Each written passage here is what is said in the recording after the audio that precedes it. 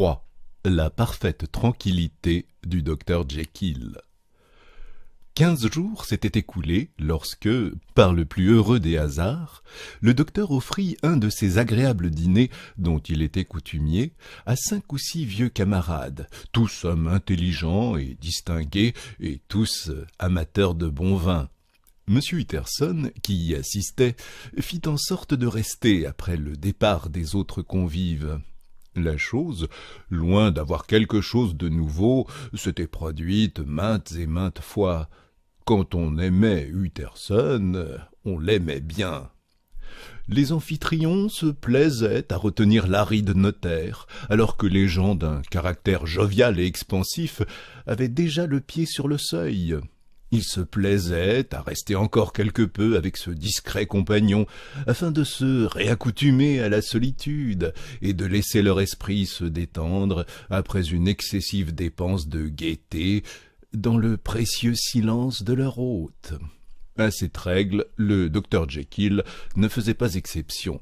Et si vous aviez vu alors, installé de l'autre côté du feu, ce quinquagénaire robuste et bien bâti, dont le visage serein offrait, avec peut-être un rien de dissimulation, tous les signes de l'intelligence et de la bonté, vous auriez compris à sa seule attitude qu'il professait envers M. Utterson une sincère et chaude sympathie. « J'ai éprouvé le besoin de vous parler, Jekyll, » commença le notaire. « Vous vous rappelez votre testament. » Un observateur attentif eût pu discerner que l'on goûtait peu ce sujet, mais le docteur affecta de le prendre sur un ton dégagé.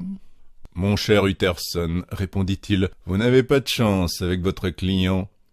Je n'ai jamais vu personne aussi tourmenté que vous l'êtes par mon testament. Sauf peut-être ce pédant invétéré de Lanyon, par ce qu'il appelle mes hérésies scientifiques. Oui, entendu, c'est un brave garçon, inutile de prendre cet air sévère.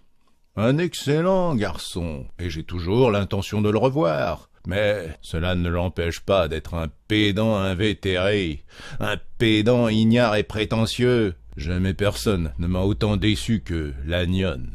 Vous savez que je n'ai jamais approuvé la chose, poursuivit l'impitoyable Utterson, refusant de le suivre sur ce nouveau terrain. Mon testament? Ben oui, bien entendu, je le sais, fit le docteur, un peu sèchement. Vous me l'avez déjà dit.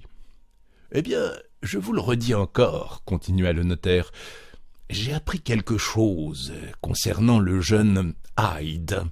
La face épanouie du docteur Jekyll se décolora jusqu'aux lèvres, et ses yeux s'assombrirent. Il déclara: « Je ne désire pas en entendre davantage.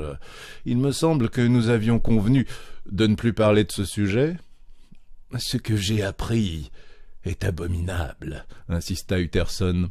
« Cela ne peut rien y changer. Vous ne comprenez pas ma situation, » répliqua le docteur avec une certaine incohérence. « Je suis dans une situation pénible, Utterson. Ma situation est exceptionnelle, tout à fait exceptionnelle.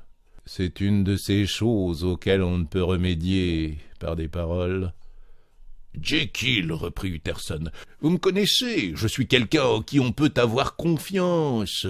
Avouez-moi cela sous le sceau du secret, je me fais fort de vous en tirer. »« Mon bon Utterson, » repartit le docteur, « c'est très aimable de votre part. » « C'est tout à fait aimable, et je ne trouve pas de mots pour vous remercier.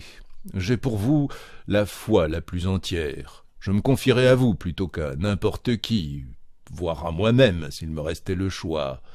Mais croyez-moi, ce n'est pas ce que vous imaginez. Ce n'est pas aussi grave. Et pour vous mettre un peu l'esprit en repos, je vous dirai une chose. Dès l'instant où il me plaira de le faire, je puis me débarrasser de Monsieur Hyde. Là-dessus, je vous serre la main, et merci, encore et encore. Plus rien qu'un dernier mot, Utterson, dont vous ne vous formaliserez pas, j'en suis sûr. C'est là une affaire privée, et je vous conjure de la laisser en repos. » Utterson, le regard perdu dans les flammes, resta songeur une minute. Je suis convaincu que vous avez parfaitement raison, finit-il par dire, tout en se levant de son siège. Allons, reprit le docteur, puisque nous avons abordé ce sujet, et pour la dernière fois j'espère, voici un point que je tiendrai à vous faire comprendre. Je porte en effet le plus vif intérêt à ce pauvre Hyde. Je sais que vous l'avez vu, il me l'a dit, et je crains qu'il ne se soit montré grossier, mais je vous assure que je porte un très grand intérêt à ce jeune homme. Et si je viens à disparaître, Utterson, je désire que vous me promettiez de le soutenir et de sauvegarder ses intérêts. Vous n'y manqueriez pas si vous saviez tout, et cela me soulagerait d'un grand poids si vous vouliez bien me le promettre. Je ne puis vous garantir que je ne l'aimerai jamais, repartit le notaire. Je ne vous demande pas cela, insista Jekyll en posant la main sur le bras de l'autre. Je ne vous demande rien que de légitime. Je vous demande uniquement de l'aider en mémoire de moi lorsque je ne serai plus là. Utterson ne put réfréner un soupir. « Soit, fit-il, je vous le promets. »